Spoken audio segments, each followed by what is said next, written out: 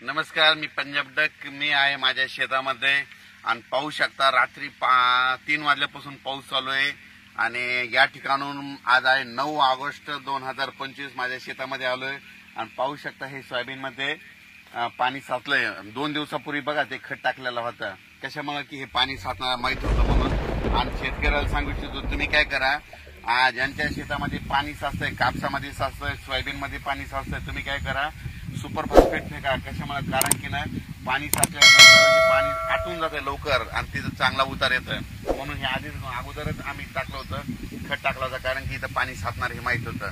आणि या ठिकाणावर मी अंदाज देणार आहे. राज्यात आज आहे 9 ऑगस्ट. 9 ऑगस्टच्या दरम्यान राज्यात आता सांगायचं झालं तर आता बीड जिल्हा, त्याच्यानंतर लातूर जिल्हा, त्याच्यानंतर परभणी जिल्हा, त्याच्यानंतर जालना जिल्हा, संभाजीनगर, अहिल्यानगर, इकडं जळगाव जिल्हा, इकडं त्याच्यानंतर सोलापूर जिल्हा, या भागामध्ये आता हे पाऊस सुरू होईल. म्हणजे आता हे पाऊस असा रिमझिम पाऊस तिकडे जाणार आहे, म्हणून हा अंदाज लक्षाचा. पण राज्यात सांगायचं झालं तर आज 9, 10 आणि 11 ऑगस्ट पर्यंत आणखीन आता हे पाऊस चालूच राहणार आहे. म्हणजे दररोज वेगवेगळ्या भागात पडणार आहे, म्हणून हा अंदाज लक्षात यायचा. त्याच्यानंतर राज्यातल्या सर्व शेतकऱ्याला सांगू इच्छितो की मग काय झालं, जळगाव जिल्ह्यातल्या, नंदुरबार, धुळे जिल्ह्यातल्या शेतकऱ्याचे फोन आले, आमच्या इकडे पाऊस नाही, तुमच्या इकडे तर भरपूर पडायलाय. तर त्यांना सांगू इच्छितो की सध्या जे आता जे पाऊस येणार आहे, म्हणजे 12 तारखेपर्यंत, 12 ऑगस्ट पर्यंत, ते काय होणार आहे, तुमच्याकडे पिकाला जीवदान ठरणारच पडणार आहे.